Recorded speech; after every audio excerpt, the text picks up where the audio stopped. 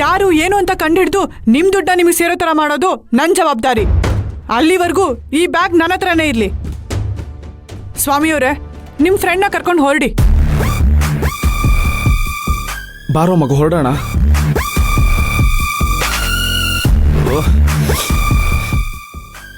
Love ತಲೆ ಕೆಟ್ಟೋಗ್ತಿದೆ ಕಣ. Love 8 lakh ಕಣೋ, 8 ಲಕ್ಷ ಎಲ್ಲೋ ಗುಡ್ಕನ, ಎಲ್ಲಿಂದ ತರನ? ಲೋ ಮಗ, ಸಪ್ತಮಿ ಸಿಸ್ಟರು ಅದನ್ನ ಕಂಡು ಹಿಡಿದು ಕೊಡಿಸ್ತೀನಂತ ಹೇಳಿದಾರೆ ತಾನೆ. ಮತ್ತೆ ಯಾಕೆ ಟೆನ್ಷನ್ನು? ರಿಲ್ಯಾಕ್ಸ್ ಆಗೋ. ಬಾ ಹೊರಡೋಣ, ಬಾ ನಡಿಯೋ.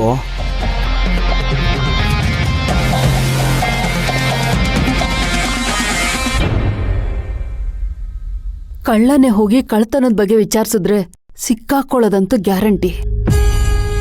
ಈಗ ಸಿಕ್ಕಿರೋ ಆಧಾರ ಏನು ಅಂತ ವಿಚಾರ್ಸಕ್ಕೂ ಆಗ್ತಾ ಇಲ್ಲ. ಏನಾದ್ರೂ ಮಾಡ್ಕೊಳ್ಳಿ ಅಂತ ಬುದ್ಧನ್ ತರ ಕಣ್ಣು ಮುಚ್ಕೊಂಡು ಕೂತ್ಕೊಳ್ಳಕ್ಕೂ ಆಗಲ್ಲ. ದೇವ್ರೆ, ಏನಪ್ಪ ಮಾಡೋದು? ಏನಾದ್ರೂ ಒಂದು ದಾರಿ ತೋರ್ಸಪ್ಪ.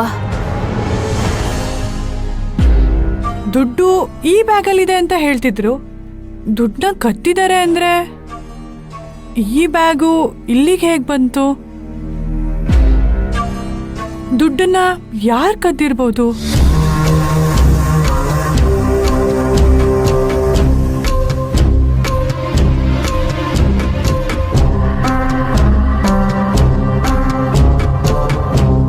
ಅಕ್ಕ, ಬಾವ ಅಪ್ಪನ ಬಗ್ಗೆ ಈ ಥರ ಎಲ್ಲ ಮಾತಾಡ್ತಾರಂತ ನಾನು ಅನ್ಕೊಂಡೇ ಇರಲಿಲ್ಲ.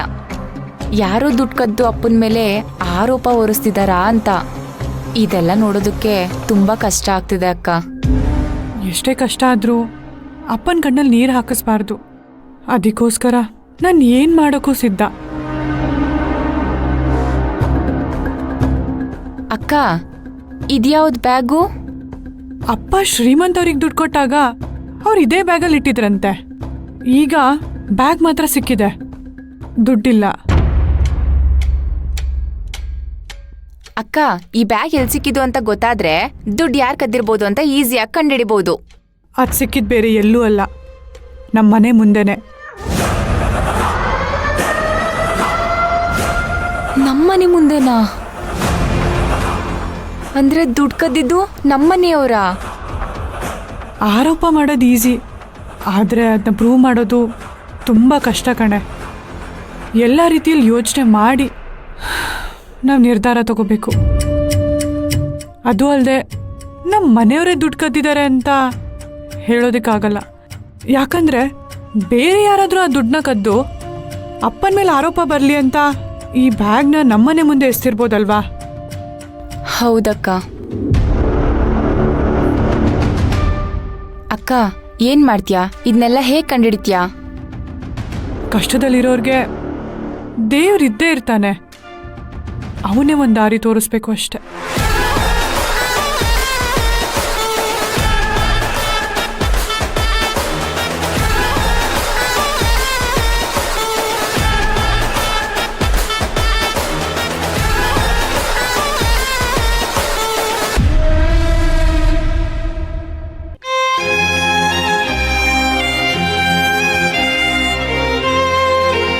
ಯಾಕೋ ಈ ದುಡ್ಡಿನ ವಿಚಾರದಲ್ಲಿ ಏನೋ ಪ್ರಾಬ್ಲಮ್ ಆಗ್ತಿದೆಯಲ್ಲ ಬಾವ? ದುಡ್ಡನ್ನ ನಾವು ಜೋಪಾನ ಮಾಡಲಿಲ್ಲ ಅಂದ್ರೆ ಅದು ನಮ್ಮನ್ನ ಬುಗುರಿ ಥರ ಆಡಿಸ್ಬಿಡುತ್ತಮ್ಮ. ಶ್ರೀಮಂತ ಹೋಗಿ ಎಷ್ಟೊತ್ತಾಯ್ತು, ಇನ್ನ ಬಂದಿಲ್ಲ. ನನಗ್ಯಾಕೋ ಭಯ ಆಗ್ತಿದೆ ಬಾವ. ನನಗೂ ಯಾಕೋ ಕೈಕಾಲ ಆಡ್ತಿಲ್ಲ ಮಂದಾರ. ದುಡ್ಡಿನ ವಿಚಾರದಲ್ಲಿ ಅವನು ತುಂಬ ಹುಷಾರಾಗಿರ್ತಾನೆ. ಇವತ್ತು ಯಾಕೆ ಹೀಗಾಯ್ತು ಅಂತಾನೆ ಗೊತ್ತಾಗ್ತಿಲ್ವಲ್ಲ. ನನಗಾದ್ರೂ ಹೇಳಿದ್ರೆ ನಾನಾದ್ರೂ ದುಡ್ಡನ್ನ ಜೋಪಾನವಾಗಿ ಇಟ್ಕೋತಾ ಇದ್ದೆ. 10 ರೂಪಾಯಿ ಕಳೆದೋದ್ರೆ ಮನೆ ಮೂಲೆ ಮೂಲೆನ 10 ಸಲ ಹುಡುಕಾಡ್ತಾ ಇದ್ದ. ಈಗ ಕಳೆದೋಗಿರೋದು 1 ಅಲ್ಲ 2 ಅಲ್ಲ 8 ಲಕ್ಷ ರೂಪಾಯಿ. ಎಲ್ಲೆಲ್ಲಿ ಹುಡುಕ್ತಾ ಇದ್ದಾನೋ ಏನೋ.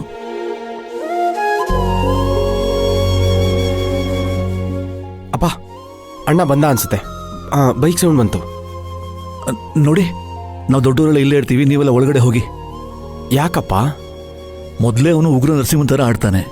ನೀನು ಅವನ ಜೊತೆ ಮಾತು ಬೆಳೆಸಿ ಅವನ ಕೋಪನ ಇನ್ನೂ ಜಾಸ್ತಿ ಮಾಡ್ತೀಯ. ಹೋಗಿ, ನೀವೆಲ್ಲ ಒಳಗೆ ಹೋಗಿ ಹೋಗಿ ಅಂತ ಹೇಳದ್ನಲ್ಲ. ಜಾನ್ವಿ, ಹೋಗಮ್ಮ. ಸಮರ್ಥ, ಹೋಗು. ನಡಿ.